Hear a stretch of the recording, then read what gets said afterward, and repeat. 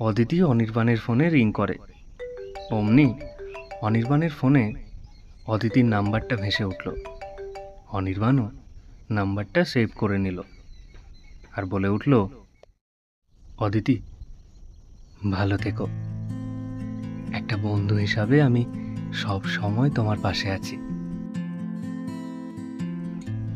এই বলে স্মিত হাসি নিয়ে অনির্বাণ চলে গেল। আসলে মানুষ যখন তার কাছের মানুষকে পায় তখন তাকে ছেড়ে যেতে বড্ড কষ্ট হয়। নিজেদের অজান্তেই কখন যে অদিতি আর অনির্বাণ নিজেদের এত কাছাকাছি চলে এসেছে, এই কয়েক ঘন্টার আলাপে দুজন দুজনকে ছেড়ে যেতে ব্যাপক কষ্ট অনুভব করছে। অদিতিও অন্ধকার ফ্ল্যাটে এসে আবারও বিষণ্ণ হয়ে গেল, কারণ অনির্বাণের সাথে আলাপ হওয়ার পর থেকে ও ভুলেই গেছিল